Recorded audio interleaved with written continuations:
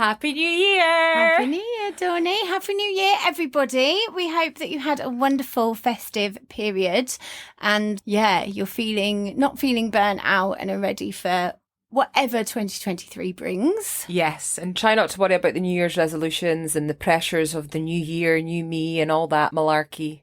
So as ADHDers, we tend to do that thing where you think that you're going to wake up tomorrow and solve all of the problems that you've battled every single day of your life and think that tomorrow is the day when everything's going to be different. And we've all woken up at the start of the year the same person.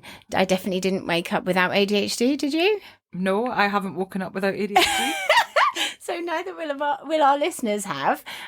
So if you have made yourself some New Year's resolutions that were perhaps slightly overly optimistic to have woken up suddenly very determined and I've definitely disciplined. done that. I've definitely done that. Then fret not, because you're not alone. We're all in the same boat. We're all in this together. And, it's just one day at a time. And as we know, as women, our symptoms fluctuate more of ADHD when it's that time of the month and all of that stuff. So it's just taking it as it goes, celebrating the wins, but not being too hard on ourselves when we come up against it. Absolutely. Yeah. So back in 2022, last year, seems so long ago. Yeah, we spoke to the wonderful Claire, who has an incredible platform, Single Parent Pessimist, and also a brilliant podcast called Mind Vox Pod. Yes. And we just love her. She's fantastic. You need to, if you don't follow her or listen to her already, then you need to do that. But we won't take up any more of your time and let the lady take the floor. Yeah, let's go for it. Yeah. ADHD as females, ADHD AF, ADHD as females, the podcast. Hi, I'm Dawn. Hi, I'm Laura, and we are ADHD AF. Seriously. We are two neurodivergent neighbours who moved to the same street at the same time, at the same age, with the same undiagnosed disability. What are the chances? Since discovering the enormous impact ADHD has had on our lives and the horrifying numbers of missing undiagnosed females, it has become our mission to make some serious noise. We want to use our voices to raise awareness, break the stigma, and share our experiences in the hope that they help others. So join us for a chat, or as it's called up here in Aberdeen, a blether. Trigger warning, we will be covering some really sensitive topics, so please do have a read of the description of each episode before listening. It's important to note that we are not medical professionals, we're not therapists or coaches, we're not qualified to offer advice or support.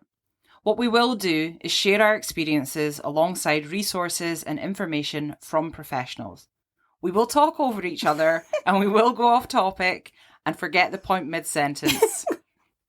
We are both assigned female at birth, which means that we can only speak from the experience of life as AFAB people. However, ADHD AF is an inclusive space. Whatever your gender, you are very welcome here. Yes, you are. ADHD as females, ADHD AF. So we are joined by the wonderful Claire of Single Parent Pessimist and Mind Vox Pod. That's correct, isn't it? That is. Hello. Welcome, Claire. Thank you so much for joining us. That's okay. I'm glad to be here. Nervous though. Don't be nervous at all. Please, will you tell us about what you do? Tell us about yourself. What do I do? Oh my goodness. I don't even know how to start that one. What don't I do is probably easier. That sounds really arrogant. I'm not trying to be arrogant. So obviously you've given me a nice intro. I do write Single Parent Pessimist, which is a blog, but it's also social media. And that's what I've been doing for, 10 years, I think. Oh, wow. Yeah, a long time. I stuck with that one. That's quite impressive for someone like me. So I do that because I love writing. I originally studied and did a professional degree in social work. So I am an independent social worker. I specialise in fostering. I try and do that where I can. And then I went back and studied journalism because I love writing. Yeah. And then we had a massive recession back then, so there was no jobs. So we went back to social work. But obviously, writing's always been a passion. So my website was what I've always done. It's a hobby. And now with lockdown and everything, I'm trying to turn it into maybe a little bit of work. So I did content creation on social media. I've started loving TikTok. That's become a big ADHD thing for me. And then I decided in lockdown, let's do a podcast, and then created Mind Vox. And that's more about the mind in general. So mental health, ADHD, Yes. self-care, all that stuff. So it's thankfully not a competitor of yours, and it would never compete with yours, to be honest. We don't mind. We don't believe in competitors as long as we're all on the same team. Exactly. Like the cause. Yeah. How come you suspected you had ADHD? I didn't initially. So what happened was I've been in and out of mental health sort of wellbeing teams and GPs and things for quite a lot of my adult life, with what's always been diagnosed as anxiety, depression, quite a few depressive episodes over my life, which began around the age of 15. But even as a small child, I was always seen as the shy, withdrawn, anxious child. I was always not great with lots of people, couldn't make eye contact, still struggle to this day, although it's okay on a screen like this, but in person, I'm just not one for doing that. And yeah, it's always been bypassed as anxiety. And I think last year I was on another wellbeing call, struggling again, sort of, trigger warning, suicidal thoughts, those sort of things. And I just was talking about how I pace and how my head goes so quick. And I just made a little flippant remark about, it might just be ADHD, the way I am, and then just sort of carried on. And the mental health, I don't know if she was a nurse, but she was a practitioner. She said, well, do you want me to screen you on the phone right now? And I was like, okay, all right then. It was just this is going to be silly, but okay. And she gave me those 6 sort of screening questions that they can do within a couple of minutes, and I scored 5 out of 6. So she was like, well, do you know there's something called right to choose, and you could go to your GP with this and apply for it. And she's taught me through that really quickly. And then I think I went and had a Google like we do, and was like, really, do I have it? Because it's that classic, I don't present the way I've always been told by social media. And then Googled and was like, female ADHD is very different. Okay. And I went down that sort of wormhole of, and then I came across TikTok videos and absolutely adored them. And then went to my GP, asked for them to do it via right to choose. And within 2 weeks, straight away, he didn't question it. And I'm very lucky and thankful for that, because a lot of people get their GPs questioning it and going, why? And I sort of did the online questionnaire that he wanted me to do, emailed it back. Within 2 weeks, I was put onto the waiting list. Amazing. And then obviously this year got diagnosed. So which month of this year? When? January. Yeah, me so too. Right at the start. Oh, did you? Okay. So diagnosis twins. Yeah, and it's been a crazy ride ever since then. But yeah, no, it was and then my partner got diagnosed a few months ago. So wow. He's way more. His Psychiatry UK assessment was like 10 minutes, literally. Mine was an hour and a half. Wow. Like, you've got it. He's classic, what you would definitely tick off. And I told him he had it 3 years ago. So hang on. So if he presents in the classic stereotypical way, why do you think it went missed until adulthood?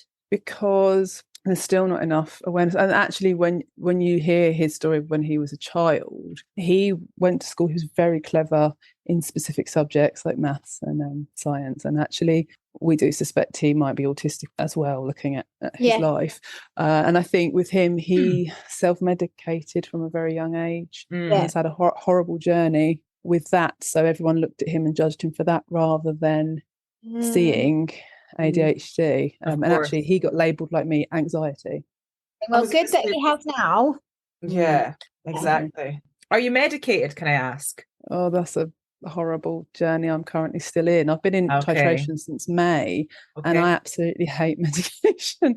It's not going well for me, and that's where the imposter syndrome has really hit me, because I'm like, none of these meds are working. They're making me feel a lot worse.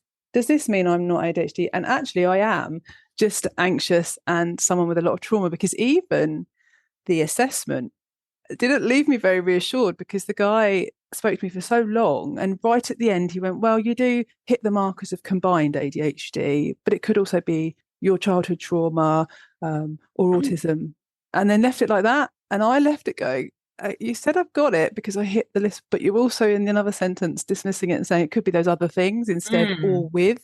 So I still, to this day, what am I? I still kind of don't.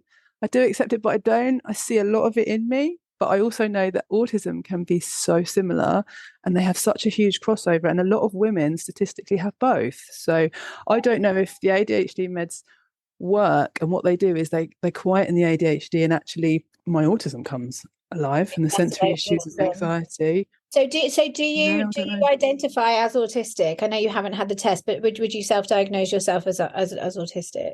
Currently, depends what day you ask me. I think currently I do, because I've done a lot of research into female autism. Again, I can't remember the person's name, but I talked about it on TikTok. She has a huge list of traits for females, and there's loads of them. I'm like, yep. And I've done those sort of tests online You that share look that with at us, it. like Yeah, I can do that. that'd be Yeah, interesting because to share, wouldn't it's it? amazing. What's your TikTok handle, just in case anyone's looking for you? Just like everyone else, single parent pessimist. I'm that everywhere. I'm such Okay. even so positive, isn't it? It's kind of an ironic word. It's kind of Yeah. how I'm always been seen as a pessimist, but actually I think now I have this diagnosis, I see why. where I kind of the way I see things is very logical and very, but Yeah. life is like really bad, and I will always see the negatives, and it's because I'm always panicking and trying to mask, and it's yeah. Troubleshooting as well, looking ahead, protecting yourself. Yes, I would that's a imagine. big one. Right. 100. I'm really sorry, and I always do this, but there are two things I really have to say, and I really think I'm going to forget them. But one was, when you say that the medication is not working, are you saying that it is exacerbating anxiety? Is it making you feel anxious, or is it just that the side effects are making you feel unwell, or what is it that you don't like? Can I just say the second one as well in case I forget it? Fuck, I've already forgotten it. Come back to I remember them. I've got to remember what you're asking me as well. But yeah, remember. Okay, so it's a tricky one. So I started off in May with Elvance or Vyvanse, whoever's listening, wherever from, and the titration nurse was horrific. And I complained 2 months later and got a new one, and he's great. But what was happening was I was going up every week, and that wasn't giving my body enough time to cope, because I'm highly sensitive to any med anyway, like highly. Even antidepressants, I never ever got above the tiny dose, which they never think is therapeutic, because it would affect me quite a lot. So they knew this, and what was happening is I was getting really high anxiety, especially when it would drop off and when it would kick in.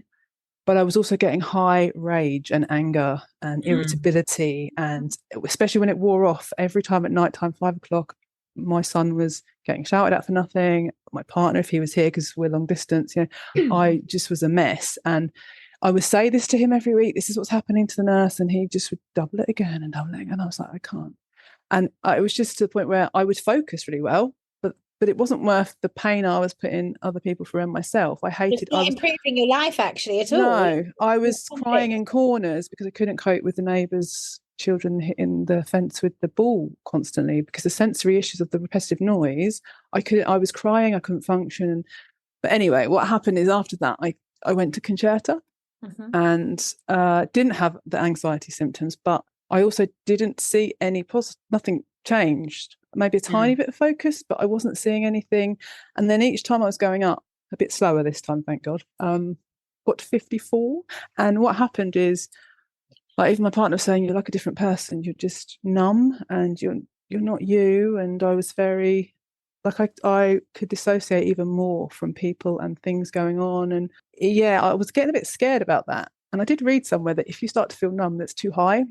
But I wasn't getting any benefits, and even my period was going really late. And I was like, is this menopause, or is this Concerta? Is this what that happens? I don't know. And yeah, so now only in the last 3 weeks I've gone back to Elvance, and they've mixed it with guanfacine, because I really wanted to try guanfacine, which is a non-stimulant, and it's about what it helps with is the biggest issue I have, which is emotional dysregulation, which is why over the years I've been given the diagnosis of emotional intensity disorder, anxiety disorder. EI is on the BPD spectrum, but it's not full on BPD. But then they keep changing the terms, so who knows now. And now I have ADHD, because dysregulation is what's breaking my life. It ruins my life. It ruins my relationships, my parenting. I hate myself for it. And that's the one thing I would want meds to do. I don't care if I can't focus. I don't care if I forget things. But that is the thing that I hate the most about this condition, to be honest. That's so interesting, because I really struggle with that, and I didn't even know, like, what you've just said is complete news to me. So next thing you know, I'm going to dive down a rabbit hole of that. Oh. But what you said about the meds going up and up and up, I said this to you the other day, didn't I, Dawn? We were talking about this. I said, I don't understand how, when you have different, say you're paying for, we won't name drop, but paying for whatever to go and get diagnosed, and then you pay more to go through the titration period. And what I was saying to you was, so what? Like a week later, you're going to go up. And I was saying, that doesn't make sense to me at all, because my journey is, it took a really frigging long time. It took a long time to go, okay, like, where am I now? And how does this feel? And then it went up a bit. I went up too high and then I came down. But this is over a period of months. And that's why I was saying, like, I don't understand how they can titrate so quickly, because you wouldn't know your ass from your elbow. Like, when I was up too high, I felt pretty much dizzy and faint every time I stood up. But I gave it a couple of weeks. I gave it like 3 weeks, a month, before I actually said, no, this isn't easy enough. I can't handle this. This is too much. So I think it's really scary. I mean, obviously they're doctors and I'm not, so they must know what they're doing. But just from my experience, I think it's really scary. Just keep going, keep going up. Yeah, definitely. I agree. And I think what I didn't realise, that this current nurse is much better, because he said it, because with them, it's all emails. And I just wanted a phone call, because I was like, I don't understand if this is normal. You know, I don't want to talk to you, because you have to sort of submit notes every week. And it's like, I don't always think or remember to tell you everything, because you're not prompting me. You're not sort of going, and how's your menstrual cycle been? And which week were you in when you gave me this one? Because obviously the meds don't work so well at certain points of your cycle. So, you know, all that stuff. And I'm thinking, I forgot. I'll always send it and go, I forgot to say that I was getting this week, or I wasn't sleeping, or I'm having a problem with my bowels, or whatever's going on, you know. It doesn't, and the other guy wouldn't phone me, and I was getting high blood pressure and I was having huge panic attacks, and he wouldn't do it. But this one phoned me straight away and said, look, let's chat about all of this. And I said, I don't know what I'm looking for when I'm getting asked the question of, is this helping? Give me some examples of what I should be seeing to know that yes or no, it's not working. And even now, I still don't really know, but he tried his best to help me. And he said, if you're getting those symptoms, what they should usually do is give it up to 3 weeks. So because usually by week 2, they go if they're going to go. Right. If by week 3, you've still got those symptoms, it's highly unlikely they're going to go. So that's not the right dose or the right med for you, whichever. So that was the first time someone said that. And I was like, well, the previous one didn't even give me more than a week. So of each. So I didn't have a clue. So this time it's been a bit more different, but it's that thing of, I just want to know if and what my dose is. I just want to get out of this now. It's been such a long time. But what I really want is strategies. I want psychosocial stuff. I don't want just to pump pills in me that speed up my aging process, which is quite it alarms me that I don't want more wrinkles quicker than I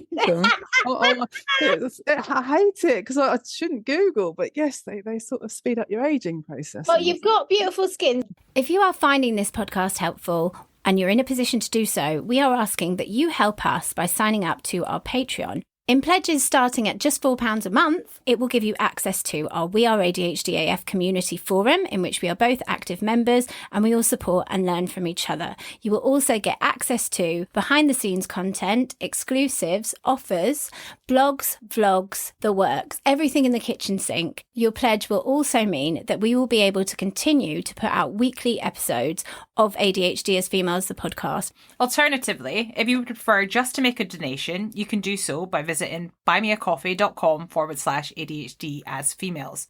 We know that our words are helping people in 164 countries and counting. We really appreciate your support in supporting us to continue supporting the ADHD community. If you are ADHD AF and you want more ADHD AF, join the We Are ADHD AF community. www.patreon.com/ADHD as Females. What do you think undiagnosed ADHD has cost you? Oh, yeah, I always hear you ask this, and I'm thinking, I don't want to be asked this. It's quite it's too deep and dark for me. It's too dark, but It's cost me a lot. I think it's cost probably most of us the same things. Friendships, relationships, family. Like, I'm at the stage now where I'm the wrong side of 35 now. I'm very wrong side. And I have hardly any family. I've got no friends, really, that I see, that I get support from or support. I've got my partner who's long distance, but I'm very, very, I think I've got to a stage where I isolate myself on purpose because I just can't cope with the ups and downs of relationships with this condition. And Yeah. especially, a lot of time we make friends or partners that usually are also neurodivergent, not on purpose. It's just they understand us. But that in itself can bring quite a lot of difficulties, and falling out with friends and triggering their RSD or whatever, or them triggering you. And there's so much, or miscommunication. And I kind of just end up isolating myself and sitting on social media, and that's my way, because I can type out things and I can think about things, but if someone's with me in the moment, it's really hard. But I think the biggest thing it's cost me is I'm not I'm going to get emotional, the mum I want to be, and the relationship with my son possibly won't end up being what I always dreamed that I would have when he's an adult, because of my sort of, it's not even OCD, maybe it is OCD, but I don't know, I'm always so anxious, and my anxiety shows as irritability, as looking at the negatives, as dysregulating over stupid things like we're going to be late to school. And it's not, it's just that sort of, he must be on eggshells around me. And yeah, it's cost me the motherhood I wanted. I think that's the way of summing it up. Nice. You know what though? Can I play devil's advocate? Not to detract from how you're feeling, because that's a really, really important thing you've just said. But like, obviously we don't have this experience, but we have a lot of friends who are mums. I don't think that anybody could actually say that they have the relationship that they wanted to have, or there aren't things that they're doing wrong, and they don't constantly worry that they're upsetting their child in some way. So, do take that into account, that you're not going to be the only person who feels that way. I would imagine most, if not all, mothers must feel that way. Don't you think? Yeah, I suppose. I just know I lose it a lot more over stupid things. I think other people just don't do this. They don't have meltdowns because, he spilt some water on the floor. Like, come on, because I just get so triggered. But I'm more aware of it now, I think, so I can look out for it. But you just never know, do you? And I think, and actually, that's a really, really good point, right? January. This is early doors. This is still fresh. Doors. Like, when we talked to, it was Louise Williams who says she's at acceptance. She's 2 years gone, 2 years in, right? Like, it's not going to happen tomorrow. And that's what I think is like, in this time, since diagnosis, things have got better, and it's just going to be a process. It's going to be. With that being said, what do you think has changed for you since diagnosis? Well, I think learning about it. So I spent a lot of time really looking into it. That's why I love TikTok. I know people slate it, but it's not. The people that are genuine. The people that I listen to a lot of doctors on there. I look at a lot of psychologists, as well as actual people. I've found a community. As cheesy as that sounds, I go on there any time of day, and I will see videos and instantly relate to them. Like, that's me. And I've never ever had in my, tomorrow it'll be 38 years of life. Yeah. We won't talk about that. I don't like birthdays, but yeah, I think in that amount of time, I've never felt part of the community. Even at school, I might have had one friend from sort of each group, but I would never be part of a group. And I've never, I don't know, I feel part of something there. And I'm like, finally, I found other people. I'm not just the only one like this. And I don't react. There are other people that go through the things that I go through. So that's been a massive thing for me. And also understanding why I do things. It's not an excuse, but it's a reason. And that I'm not just a horrible human being or a horrible mother. I have neurological pathways and an amygdala that doesn't fire properly, and I have all of this stuff going on that can contribute to my behaviors. Doesn't mean it's not an excuse for me, but it is the reason, so I can then try and learn, hopefully, ways to kind of try and counteract that.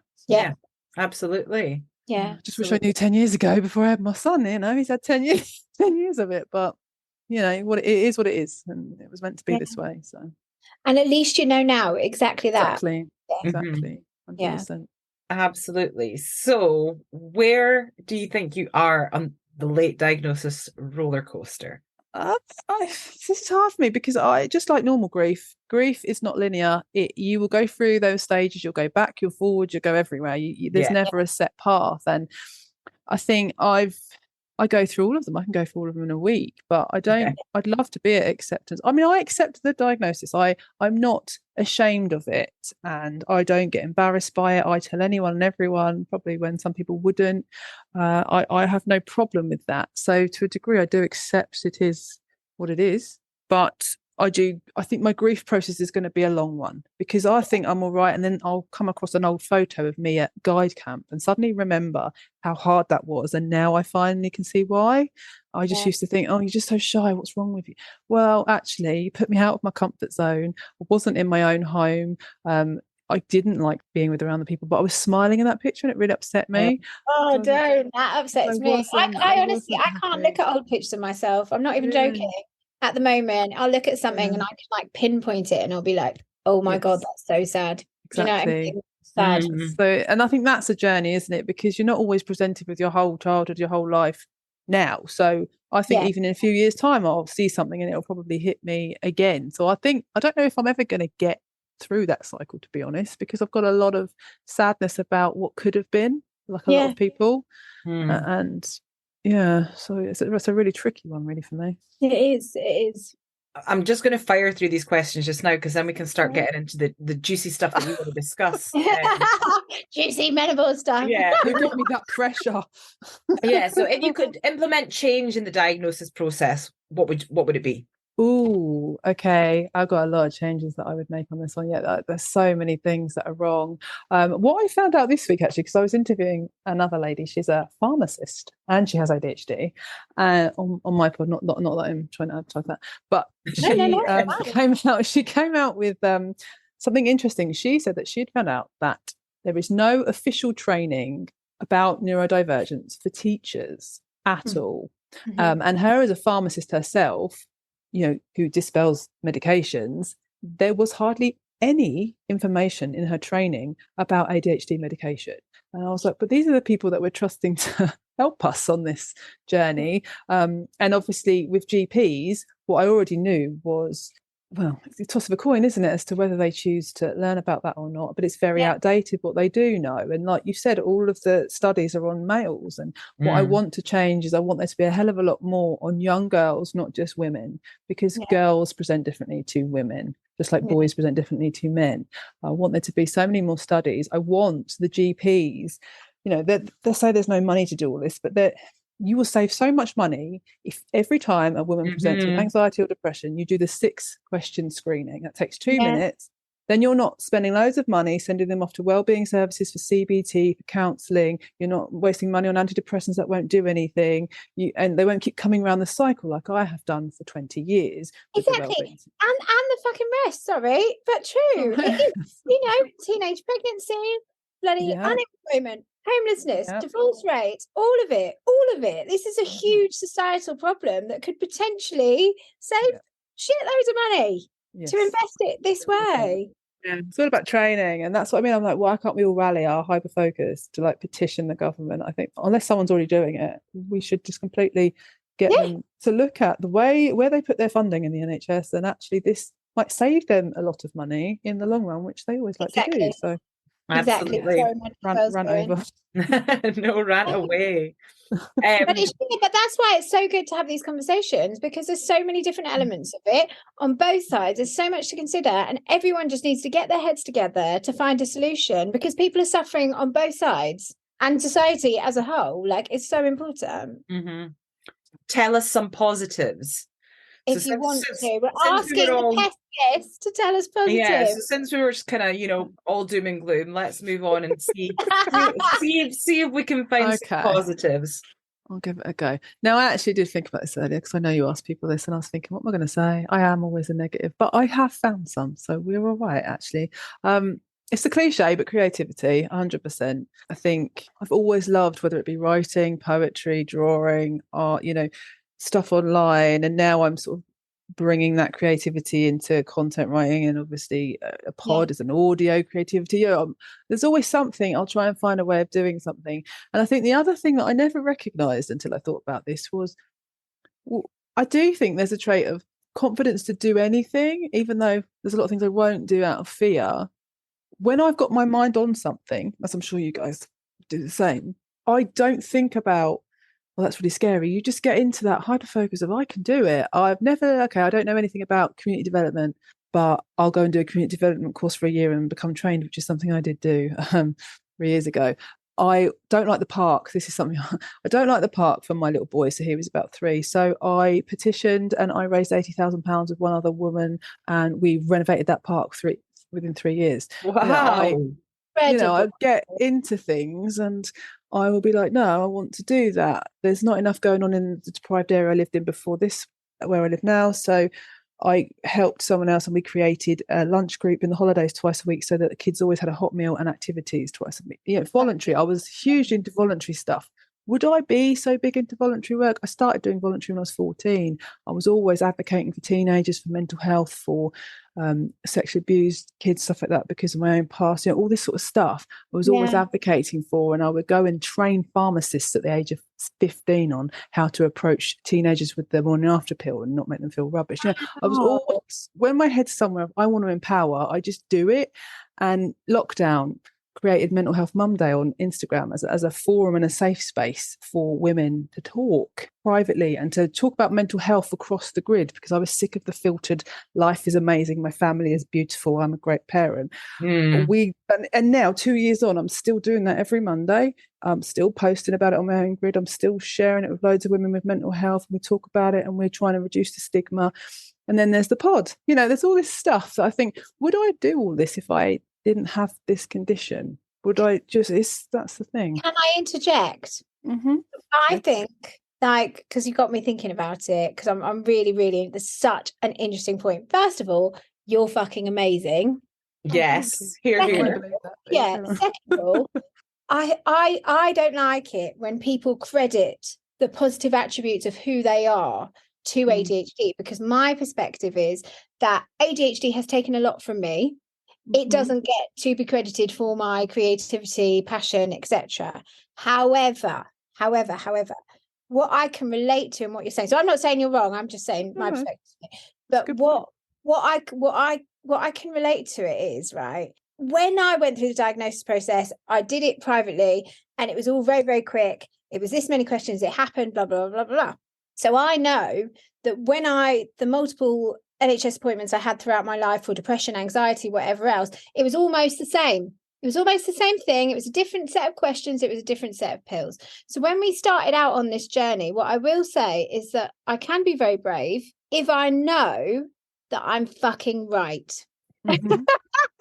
So that was my one conviction, right? Because a million things can hold me back. I'm worried I'm going to offend somebody. I'm going to upset somebody. I'm going to do it wrong. I'm going to fail. I'm going to look like a twat, whatever it is. But if I know that what I'm selling is right, then absolutely complete conviction, no fear. And that's what I'm hearing from you.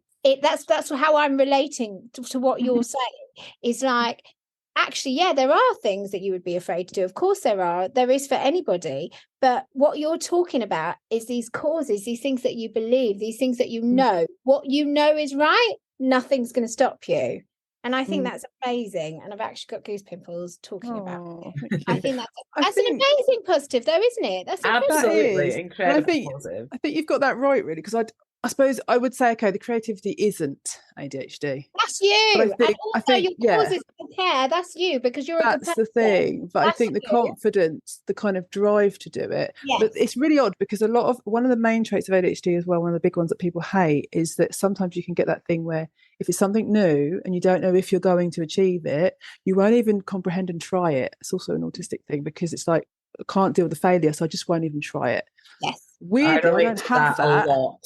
I don't have that, weirdly. I go in I want to sort that out. I'm sick of that. How do I do it? And then the hyper focus, if I'm interested, kicks in. And that's the good bit about it. And I go, right, I'm going to do this. And I wish I would apply that to my personal life. But yeah, I think I think where ADHD comes into that, the good part of it, the positive, I've got to see now. So now I'm talking, I'm going, actually, I was wrong there. But the thing that it has done is because of all the awful stuff it's caused and the way that I and everyone else masks and tries to fit in and things like that and all of that stuff, I think what it's done is when I see people or communities or things where they're not getting treated very well, they're in a minority that think, they're not getting what they should get. I have a big justice sensitivity issue. I immediately go, I think it's because I am in one of those minorities for various reasons, the ADHD, the anxiety, even down to my colour and working class, all that sort of stuff, and being female and a single parent. It's like I immediately want to fight for them because I don't want them to go through what I have been through, I think. I think that's where it does that make sense? There's a absolutely. Out of that. It's injustice sensitivity, conviction, no fear because and you're hyper focused. 100%. I love that because quite often we don't love the positive ones, but I love that one. Thank you. So is there anything else you want to add? Because I know we were going to discuss some other points. So let's get round to the other points before we run out of time. I've got interesting things that in my hyper focus of ADHD when I was diagnosed, I've gone through a massive wormhole on my TikTok. And it's amazing. And because I always forget things, I video them because all this research I find. And I think the biggest thing that I feel is still not being talked enough about is women with ADHD in terms of how ADHD changes throughout our life. What's interesting is, I don't know if you read Attitude, I always say it wrong, amazing, great resources.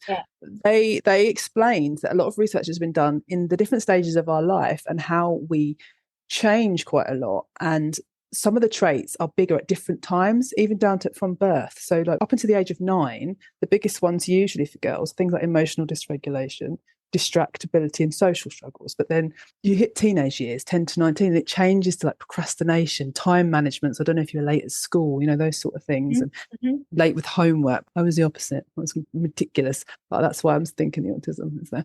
Anyway, 20 to 39, which is where I started hugely struggling. When I, with hormones and everything, and with these conditions, you end up with overwhelm as a big trait, as well as your time management. And then you hit 40 and you get even more overwhelmed. You get brain fog, memory issues, all this stuff. So each stage has different things. And it's also to do with hormones. So when you're a teenager, the influx of estrogen and everything else can really change your ADHD presentation. But then when you have a baby, I did not know this, I wish I did, you obviously, a lot of people get diagnosed with postnatal depression, baby blues. It's not. For ADHD, it's actually, your ADHD goes crazy after you've had a baby because all the hormones are trying to reset, and it's horrific, and it doesn't just last a few months like people expect it to. It took me a few years to adjust to that. Mixing, I've got PCOS and endometriosis, which is all about chemical hormone imbalances. That's another story for other people that feel that same pain. But then I'm one of those. Are you? Oh, yeah, God, I've got endo. It's horrible. I just had PCOS now recently. Now I also have endo, so I've got that to look forward to with all that now. But that's awful with your hormones. Then we hit the lovely stage I'm going towards, which is perimenopause, and that's my big current hyperfocus. Because scarily, perimenopause isn't as late as we believe. The average age, you can start from age 35. Wow. So the perimenopausal symptoms can come. And for ADHD women, it's horrific. And there's a big thought out there that the reason a lot of us late 30s, early 40s people are now getting diagnosed is because of the perimenopausal symptoms are exacerbating the ADHD. And that, we're finally unmasking because we can't take it and then we're going, and then we're getting tested. So there's a big drive for saying how badly they affect each other. And so I think it's a lot. Menopause is something that's not really talked about much anyway in society. It's something that old women get, and they get hot flushes and it's so much more than that, because perimenopause can start like 10 years before that. And you've got 10 years of your estrogen decreasing, which completely messes with your ADHD like crazily. And it comes to a point where a lot of women can't mask anymore, even if they want to, because of how badly it affects it. And I think that's something that we really need to know, because the biggest way of helping that apparently is like hormone replacement therapy, things that social media, society for my whole life have always said is a really bad thing. Don't do HRT. It can make you ill, give you cancer, blah, blah, blah. But it can be a saving grace for people like us. And it's not as bad as we were always told in the 90s. Davina McCall's amazing. She's really driving everyone needs to know about menopause. And the biggest worry is that GPs don't have to train in it. It's not a compulsory module when they're training to learn about menopause. When you're going to GPs and they won't necessarily know your symptoms. Yeah, every single female that has reproductive organs will go through menopause. Ridiculous. Exactly. So even when you go to the doctor thinking that they're going to help me, if they haven't done that module, what kind of advice are you getting? How good is it? And there's so many ways you can have HRT. I know it's a big thing, especially for us because we struggle. We want to know that if we do need help, that people are trained to help us, and that's a massive thing. So I would definitely recommend Dr. Mary Claire, who's American, on TikTok, and an English doctor, Dr. Nigat Arif. They are amazing about menopause, and they talk about ADHD and menopause as well. And that's where I've been learning a lot, and it's just scary. And I just can't. It's that you get this diagnosis, and then you're like, oh, and now I've got this to come, and okay. That's how I feel about it. I'm like really burying my head about it. People keep saying menopause, and I'm like, yeah, I know, it's coming, and it's like I can't. Yes. Things are going to get worse. I'm like, what? I'm trying to cope with everything else that's going on. I don't need something else. Like that can just wait. We're going to put that on hold right now. Yeah. Yes, exactly. Yeah. For me, I don't know if I've already got it. It's so hard. I'm like, I don't know if I'm already there or it's coming. It's really hard because symptoms aren't just hot flushes. It's like your period's starting to change. It's things like brain fog, memory issues, concentration. And I'm thinking, well, hang on, how can I work that out? Because that's typical ADHD stuff. Yeah. So how do I know which one is playing with me? And here's me texting my mum asking her when she went into menopause. And that's the thing. Some people go in early. Some people take absolutely ages. Yeah. And you could potentially be going through the symptoms and dealing with menopause for 12 years on average. That's a long time to be going up, down. When do we catch a break, though? I know. And if you think about it, if you want to take it on an even more intricate level, because of the estrogen, as soon as you get your period, whatever age that is, 11, 12, whatever, your estrogen changes up and down all month, every month until you hit menopause and lose your period. Yeah. So every month we're battling with, we already don't have enough dopamine, and then our estrogen messes with us. And that's why, like, usually the last 2 weeks of your cycle, your meds don't really work as well, and you struggle a hell of a lot more because there's not enough estrogen to help you with. It's just awful for ADHD. So we don't ever catch a break, and I don't think there's enough knowledge about that and ways that we can try and help that, or at least have people around us understand it, support us, because it's frightening to think you go to a doctor who literally wouldn't know. I mean, we know that as it is with ADHD, and that's a hard, well, pardon the pun, hard pill to swallow, chance to be a fine thing. But to actually think about it in terms of menopause as well, that's frightening. I know. So I really wish there'd be more. I know that I want more research into female ADHD, but I really, really want them to look at how to support women in that particular part of life with it as well, because it's really scary. I think it's sad as well. When we had Louise Williams on, she was talking about how she was diagnosed with postnatal depression. And actually, then it was in hindsight when she went and had her ADHD assessment, they were like, actually, that would have been your ADHD symptoms getting worse because of the hormones. That's really sad, isn't it? It is. And that's what I mean. I wish I'd have known back then. Yeah. When I had him, that's what was going on for me, because I just didn't understand the rage, the irritability, the sadness, and it just kept being postnatal depression. It wasn't. It was. It just.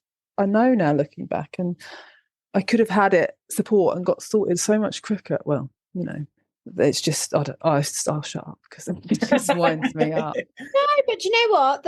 Okay, let's find a positive. Is that we know about this. We know about this now, and when menopause, perimenopause, and it's all coming for us, at least we can know in ourselves, and we can understand it and be more prepared than we were in the chapters in our lives before.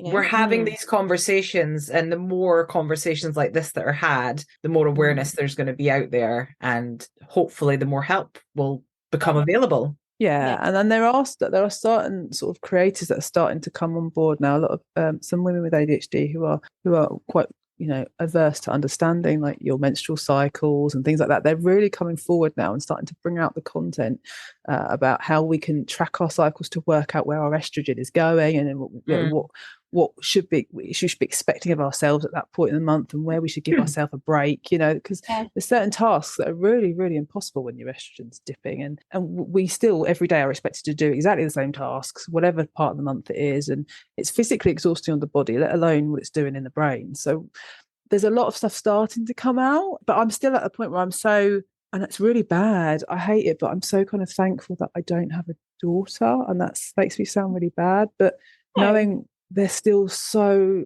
little support for us. You know what I mean? It's like, I don't know how long it's going to take for them to sort it out, and I'm just but then I'm not thankful because of what happens with boys. But yeah, it's kind of a spiral. But you know what I mean. I'm just talking. It's a funny one though, because I'm bad with numbers. I'm bad with dates. Time flies by me. I don't know what month it is, whatever.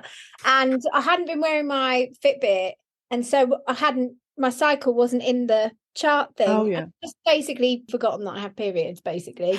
And I had this day where I just started to like really, really spiral. I felt incredibly anxious, and I've always had quite bad anxiety until I went on the meds, and I was like, oh holy shit. Now, like, have the meds settled in that much that now the anxiety's back, and I haven't conquered that, and oh my god, and I was worrying about anything and everything. And then that night my period came. And it was just like, for fuck's sake. And it's like, I don't think I'd ever acknowledged before, like, one, that anxiety can be a premenstrual symptom, but also, like, that's what we said, isn't it? Is that your hormones counteracting the medication. And for me, the medication takes away my anxiety. So, yeah. No, definitely. It's such an intricate system, the hormonal. I'm mixing it with it's just...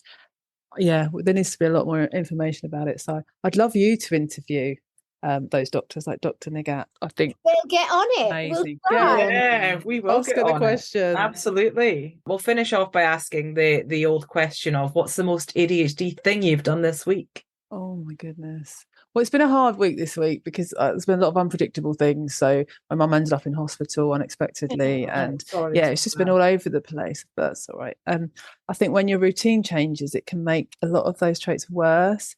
So I've just been all over the place, and like I've got things I definitely need to write that have got deadlines. And instead of doing that, I'll get home from the school run and I'm doing random things like spotting dirt outside and trying to clean it with a mop on a chair outside without breaking my back. And I have long-term chronic pain conditions, so it's really stupid. And then I'm trying to wash windows or getting down and trying to do the most random things and clearing things out. And I was like, oh, my mum's wall is really dirty. Oh, I'm rubbing the paint off. I'm going to need to paint that. So painting the wall. I actually was late for my own podcast because of that. So I hope she doesn't. Painting the wall that you were cleaning that didn't need to be cleaned when you had deadlines. And hurt my back even more because. So hang on, do you know what? That is one thing we haven't touched on. Is you did say about chronic pain. We don't have a lot of time. But is there anything small you want to say? There's a huge link with chronic pain conditions and females with ADHD and men actually, but in particular with females, things like fibromyalgia, back pain. I have long-term sciatica, hypermobility, hypermobile, Ehlers-Danlos. Fibromyalgia, chronic pain, they're massively linked with ADHD, and apparently people are starting to test what that is, especially hypermobility. There's something about the genetics of it. They're trying to work it out, but I have all of those, as well as PCOS as well, which have a bit of a link too. So there is stuff there. I think if you can find the right people to interview, I would love it, because there's a mutation gene as well that's linked with our condition and those chronic pains together. I think it's mutation X or something. It's on my TikTok, but it's big. So I'll leave that little nugget, but it's massive, and people, if they have chronic pain, should really look into the link with them, their possible ADHD. But it's been lovely chatting with you. Thank you very much. See you later. All right, take care. Bye. That was Claire. How legendary is Claire, by the way. She's so good. Really enjoyed chatting to her. What she was saying is just brilliant, and like struck such a chord, that like injustice sensitivity and wanting to fight for others and to change things, and putting her strength into making change happen is just inspirational. Yeah, and she's very inspiring. yeah, thank you, Claire. Thank you so much. We hope that you all enjoyed that. Great start to the year, I think. Very good start to the year. Amazing. Obviously, she spoke to us a little bit about the comorbidities that us ladies can face with ADHD. And we actually had a listener message us about another one that we don't really know too much about, but what they were saying struck such a chord and felt so important to share as quickly as possible. Yeah. That we're just going to share what they said, and we'll come back to it at another time. But we just felt it was our responsibility to share this information. Yep. Okay. So they say their psych went through their medical record and asked about migraines that were never officially diagnosed as such, but this person has been hospitalised 9 times with excruciating headaches, extreme high temperatures and extreme low blood pressure, including passing out and a virus that could never be explained. They had many tests, and the psych said that those are all symptoms of, bear with me while I try and pronounce it. Dysautonomia. Yes, we'll go with that. Yeah. Easy for you to say.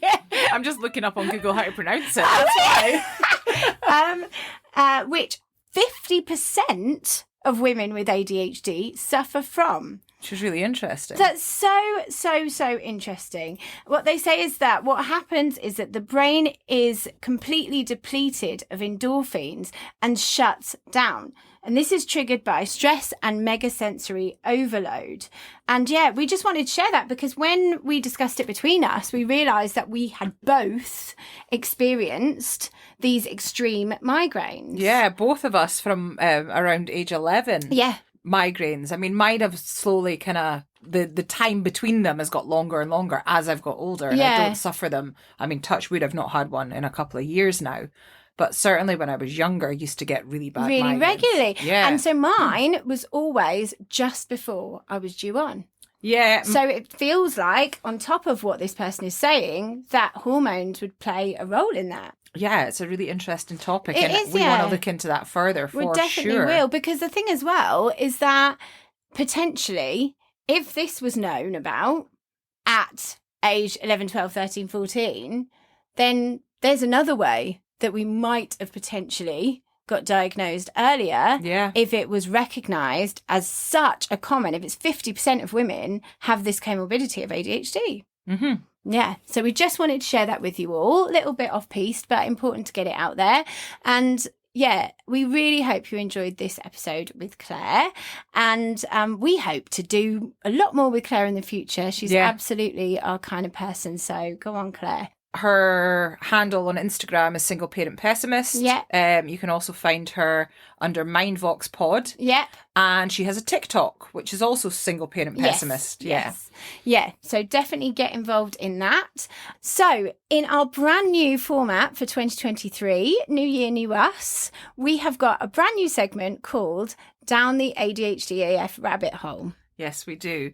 So you might remember from our most ADHD thing episode that there was quite a lot of you. Some of your most ADHD things involved getting stuck down rabbit holes. Yeah, losing hours and hours to find out information that isn't actually very useful or potentially the thing that you went to look for in the first place. Yeah, and we can relate to that hard. So we thought we would start this off by sharing our biggest, most ridiculous rabbit hole ever. Yeah. And then moving forward, we will share weekly what our rabbit hole of the week was alongside some of our listeners. Yeah. Yep. Do you want to start? Yeah. So I'd say one of the rabbit holes, definitely in 2022 anyway, that I found myself stuck down is watching videos of people magnet fishing and or mud lurking. I like mud lurking. It's a great name. It is a great name. But basically, if you don't know what magnet fishing is, it's where people get really big, strong industrial magnets attached to like a rope and they throw them in rivers and lakes. I tried to say lake like loch there. That was weird. Lakes, lochs, whatever, bodies of water. and they throw the magnet in and drag the map back out, and they find things like bicycles, coins. One I even watched, they found like a live grenade and had to get like the police squad in, like guns, like all sorts of things. And I just get fascinated by it. Like, approximately how many hours burrowing down into the hole do you think you spent? I mean, I wouldn't like to say. But then mudlarking, which is quite similar, but it's where people walk along the shorelines. Primarily, one of the ones I watch is at the Thames, and they like to go mudlarking at the Thames. I think the Thames is tidal, isn't it? I should know this because I watch these videos. But yeah, so in the mud when the tide is out, they look for things, and it's fascinating, like old coins, old clay pipes, like from the Victorian era, like glasses, bottles, like all sorts of things that just have a little bit of history in them, and it's just really interesting. Treasure hunting. Yeah. And I think it's always been an interest of mine, because when I was a kid, like I used to like to go rock pooling. Yeah. And it like always fascinated by the things you found in the rock pools. And, like, just get excited about finding things. No. Always wanted a metal detecctor. Yeah. Never got one. Maybe I will. Get one. Yeah, get one. Maybe I'll get one. We just need a giant magnet to chuck into the sea. Yeah. I'm not sure what we would find around here. Do you know what though? Now I have to go off piece because you just reminded me of something. Go on then. So my dad, ADHD, he used to be a commercial diver, and he was once sent into the Thames into like this pipe system. This is literally like the 60s, I think, or the 70s. So, you know, it wasn't so technologically advanced. So they literally showed him a map, bless my dad, masking his head off, couldn't really understand the map at all, but instead of saying, I don't really get it, dives in, goes into this structure of all these pipes and tunnels, and gets lost. Jesus. And was stuck underneath the Thames for like hours on end. There's more to the story. I wish I could remember it, but like he couldn't even communicate, like that he was stuck. Oh, that's like my worst nightmare. And then in the end, I don't even remember what happened. I'm half telling the story, but they had to rescue him. And he was like covered in silt somewhere, nowhere where he was meant to be. And he'd been there hours. I take it he still had enough oxygen then. Well, obviously survived it. But anyway, sorry, I went down an ADHD rabbit hole there. There you go.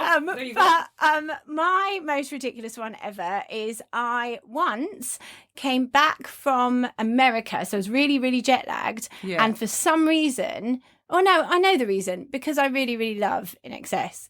And I decided that I needed to know absolutely everything there is to know about Michael Hutchence, which inevitably led to me needing to know absolutely everything there is to know about Paula Yates, which led to me basically having an encyclopedic knowledge of everything to do with Paula Yates, Bob Geldof, Michael Hutchence, and just that whole period of time. So anybody needs that? That's Anyone my specialist subject. Facts, I know all about it. I spent about a good 5 days on it. Amazing.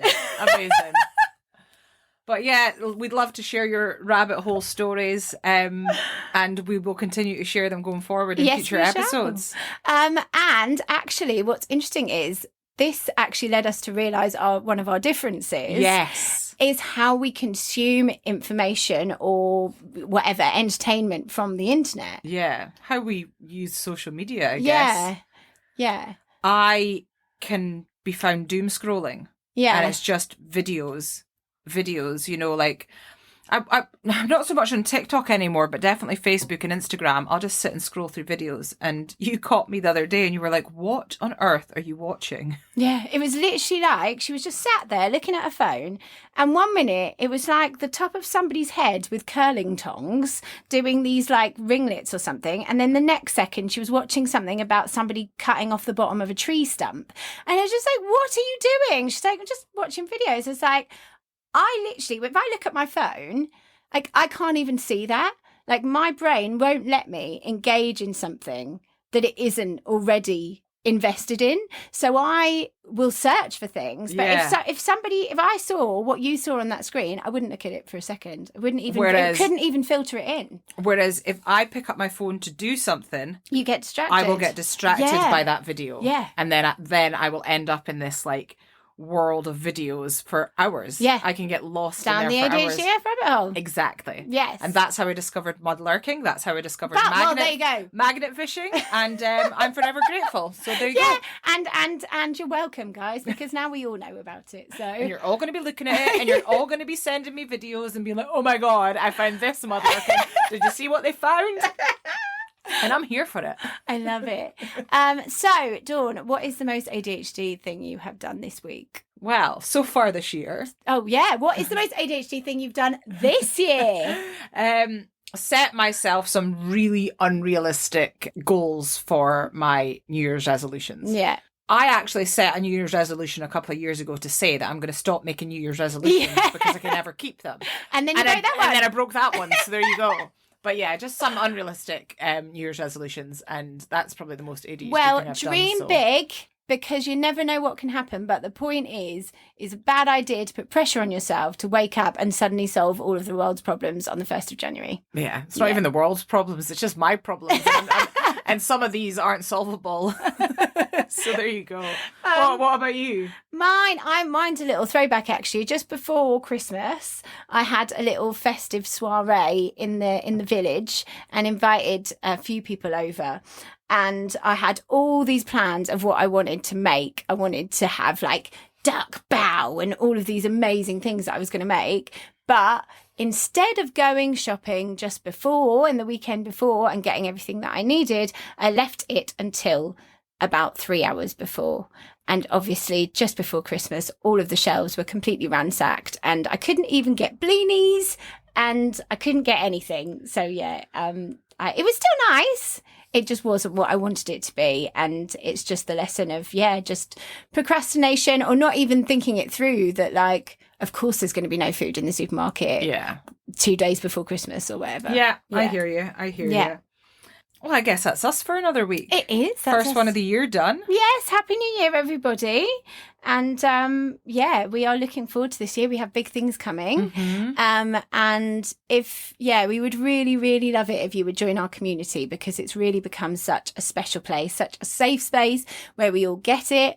And what that means is that with more support, we've kind of invested, we've gone in hard and doubled down to try and use our time to push this as far as we can and really make it something long and sustainable.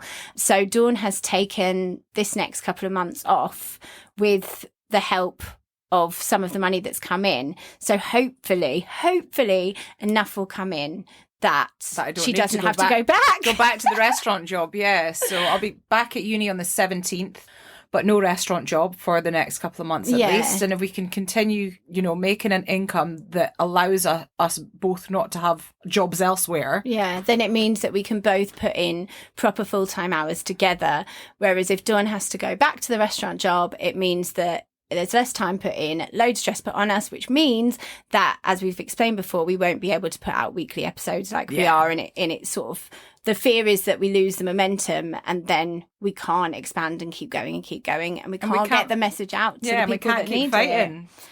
So if you're in a position to do so, please do join our community, because it's not just for our benefit, it's to help us to continue to help the community, and you get all sorts with it as well. So please do join us. It seems to be helping everyone that's joined so far as well, with the body doubling. Yeah, so it's for your own benefit as well. If you want a little extra support, then that's exactly what the community's for. Yeah. So yes. So thank you to all our patrons and anyone else that's donated via Buy Me a Coffee. We are eternally grateful. Yes, and if you feel like giving us a donation instead of joining up something, you can do so via our Buy Me a Coffee page. Yeah. So thank you guys. Happy New Year. Take care of yourselves. Wrap up warm. And be kind to yourselves. Yeah, look after yourselves. Happy New Year. Happy New Year. Bye.